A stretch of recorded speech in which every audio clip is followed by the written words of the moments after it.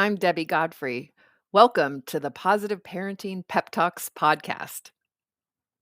Today's pep talk is on the common parental mistake of nagging and fault finding. And these are actually two different things, but they're so similar, I decided to combine them.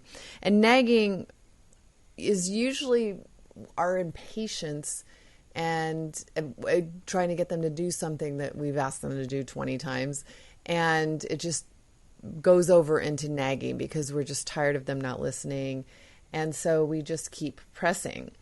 And unfortunately, nagging doesn't work.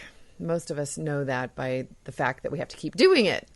And what happens is the child just can tune out the nagging and they don't listen. They do even less. And so it creates a vicious circle where we nag. The more we nag, the less they do. And that frustration is just enormous for us when we feel like, why do I have to ask them 100 times to do this? They know they're supposed to do this. But unfortunately, it's the nagging itself that has caused the reluctance or the inability of them to do what they're supposed to do.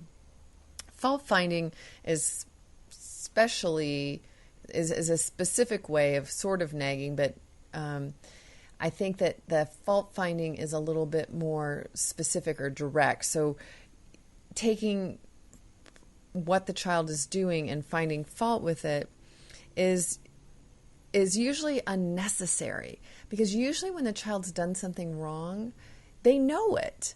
And so for us to further criticize what they're doing just makes them incapable of learning from their own mistakes and seeing how things are going or how the world works and discovering that maybe I shouldn't have done that, maybe I should have done something instead.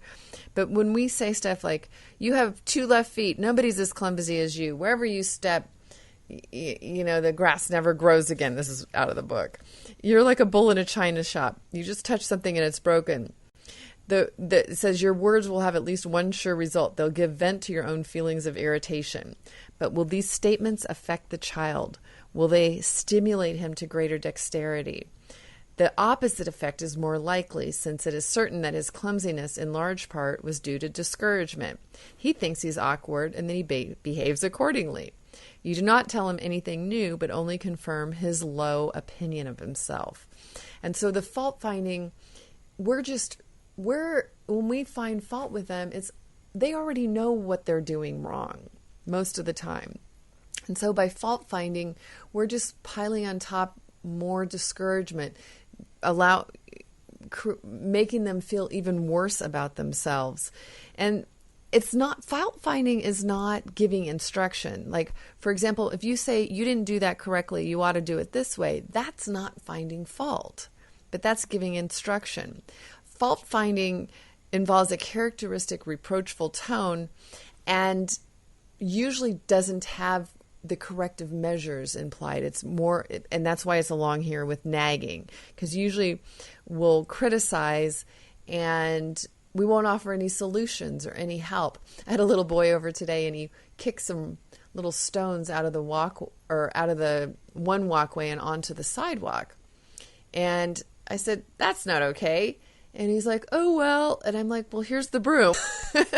You need to sweep this up. And he's like, I can't. And I'm like, well, I'm going to show you.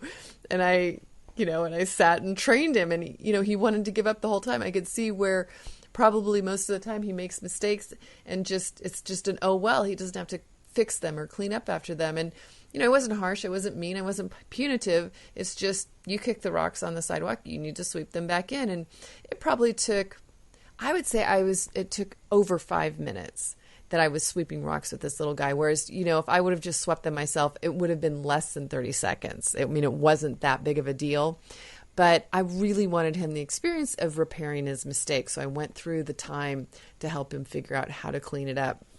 So instead of fault finding, help your child, train your child, use natural consequences, help them figure out that they know what they did was wrong. Let them articulate it and then gently guide them into a more effective way to be. Have a great day. Happy parenting. Thank you so much for joining me here at the Positive Parenting Pep Talks podcast. I assume you're here because you're getting something out of these daily pep talks. And wouldn't it be great if more parents could hear more about these ideas for their children? And you can help me in a great way by liking the episodes, by sharing them on your social media, and especially by providing a review on your platform of choice. So if you could do me a huge favor and do that, it would really help get this out to many, many, many more parents.